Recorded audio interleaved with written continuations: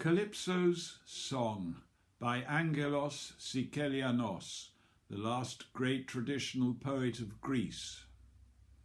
Odysseus has been on his way home from the Trojan War. He spent several years with the nymph Calypso, and this is her song. The cave was spacious, and the mighty cypresses filled it with tranquil musk, as breath of clacking seaweed from sea boundaries scented the holy dusk. Plaiting her thick and golden tresses forward hanging, one woven over one, slow as the sun went down, the nymph stood singing, and all the isle made moan.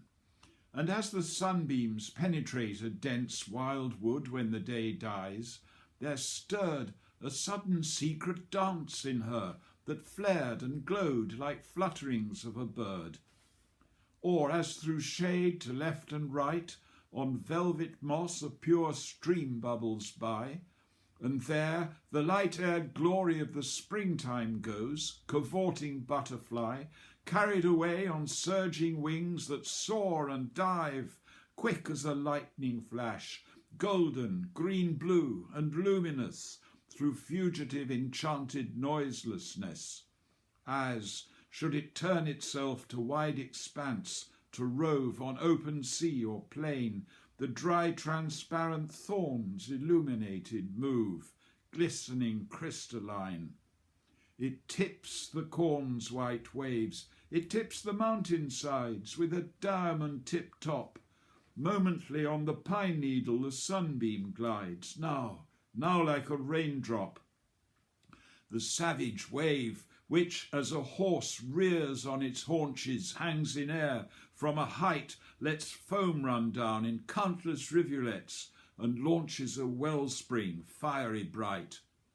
Just so the course of her wild shining melody runs where no shade can lie, and as the goddess sings immortal ecstasy into that sun climbs high, and in the hollow caves with deepest inner quaking the deer stand round stock still, that left the heights of Zeus to seek for their thirsts slaking, the fine-plumed birds as well.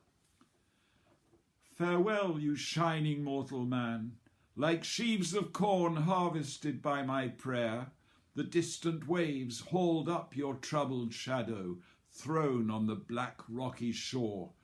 Now you depart in freedom. I no longer yearn those sturdy limbs to hold, I who extinguished your desire, like glowing iron in waters fresh and cold. If you and I have shared the earth's thick honey taste, mortal, deep in the cave, if you have learned through limbs that leisurely embraced how the Olympians love, did you not take delight, free heart and serpent's gaze, in my immortal fire that swept you like a wave, for humankind's caress rekindling your desire? Such is your fate. Your deeds are your strong liquor brew. Your only joy is pitting your feeble strength, the puny portion given you.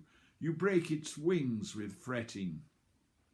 How much more glorious was your mighty battle bow, on silver peg impaled, that far from struggle or from anger, yet could show an excellence concealed, launching itself more high than flooding Eurytus, when an ungentle wind touched it, and from the bowspring came harmonious a slow, substantial sound, like all the murmur of the sea along the shore in the deserted morning.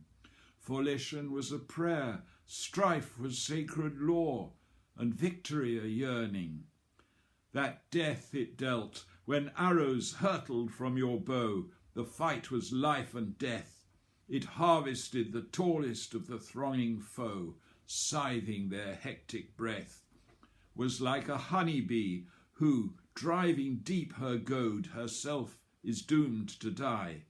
And you too, for my bed, have hurled away your sword, stood stripped of weaponry. Then in oblivion's primal force you took your bath, that surges secretly, my flesh conferred on you the eternal fount of youth from the warm touch of me. Such is your fate. Your deeds are your strong liquor brew. Your only joy is pitting your feeble strength, the puny portion given you. You break its wings with fretting. Farewell, you shining mortal man. My bed is deep, on which henceforth are strewn linens that I, whose calm was like immortal sleep, wove on my loom of stone, all to preserve my morning freshness and renew ocean foam salving me, girding my slumber with the gentle breath of dew or the waves of the sea. The passion of you lingers no more in my bed than the white furrow left astern in the black waters where a ship has sped by the helm's rudder cleft. As the Olympian's midnight calm is broken by the owl's unhurried call, to which a second owl sends echoing reply, distant, emotional, so does eternal longing fix the shining breath in an immortal ring, and the response enriches heaven's boundless breadth by the prayer's ripening. If like a poplar my desire is tremulous on a slack windless day, that trembling soothes my heart the more with cool caress, draws in the breeze's play. Just as the ever-flowing springs, like thrones aligned, evoke my thirsty craving, so too infinity of bliss outruns my mind, passes without enslaving. In the Olympian twilight, so the goddess sang. Her voice was full and strong. The stars above were vibrant. The horizon rang. She bathed her heart in song.